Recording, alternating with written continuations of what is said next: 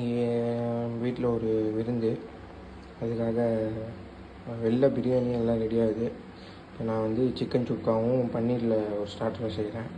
இப்போ சிக்கன் சுக்காவுக்கு சிக்கனை ஒரு 3/4 கிலோ சிக்கன் வாங்கி கழுவி வச்சுருந்தேன் மஞ்சத்தூள் உப்பு போட்டு. இப்போ தயிர், மஞ்சத்தூள், மிளகாத்தூள், இஞ்சி பூண்டு பேஸ்ட்டு, மசாலாலாம் போட்டு மேரினேட் பண்ணிடுவேன்.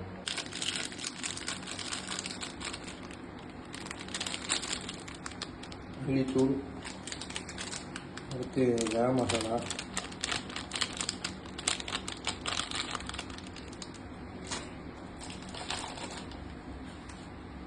பெப்பர்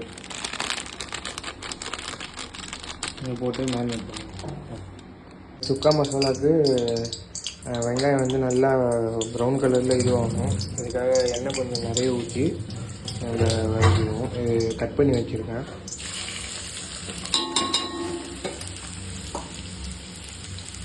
இது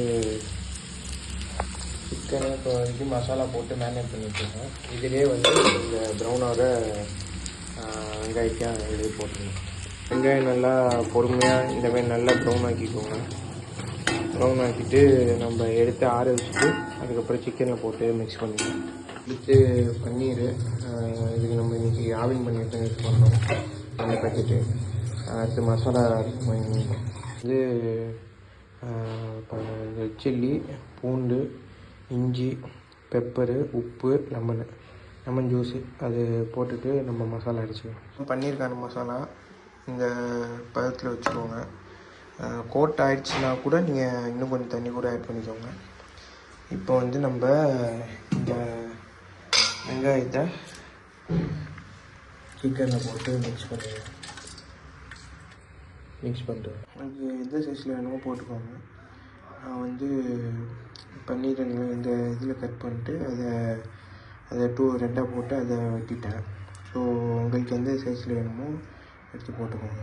பட்டர் இருந்தால் பட்டர் போட்டுக்கோங்க. என்கிட்ட பட்டர் இல்லை, ஸோ நான் நெய் போட்டுருக்கேன். இப்போ வந்து இந்த மாதிரி நல்லா முத்திட்டு இதெல்லாம் போட்டு வச்சுருவாங்க. எல்லாத்தையும் போட்டுட்டோம். நான் பன்னீர் வேறு முடிஞ்சிருச்சு. நான் 2 பக்கம் ரோஸ்ட் பண்ணி தச்சு டேஸ்ட்டும் நல்லாயிருக்கு. இப்போ அடுத்து நம்ம சிக்கன் செய்வோம். நான் ஃபஸ்ட்டு நம்ம இதுக்கு வெங்காயத்துக்கு போட்ட எண்ணெய் பாக்கி இருக்குது. இதிலே அப்படியே நம்ம எண்ணெய் காஞ்சோடனே அப்படியே அந்த மேரினேட் பண்ணி அப்படியே எடுத்து போட்டு வேண்டியதான். இப்போ எண்ணெய் காஞ்சிச்சு. இப்போ நம்ம ஊற வச்சுட்டு அப்படியே எடுத்து போட்டோம்.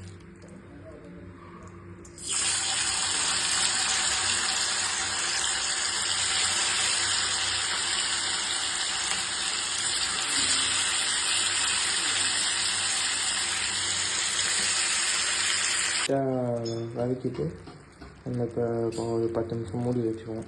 அதில் இந்த எண்ணெய் தண்ணியெலாம் பிரிஞ்சு வரும். அதுக்கப்புறம் அதை ட்ரை பண்ணுவோம். இந்தமாரி எண்ணெய் பிரிஞ்சு வந்தோடனே க்ளோஸ் பண்ணலாம். இல்லை அப்படியே சுண்டுற வரைக்கும் நம்ம அப்படியே குக் பண்ணி எடுத்துருவோம். கிரேவி கொஞ்சம் எடுத்து வச்சு கிரேவியாக கேட்டால் கொடுத்துருவான்ட்டு நல்லா சுண்டிடுச்சு. கொத்தமல்லி போட்டு அப்படியே இறக்கிட வேண்டியதான்.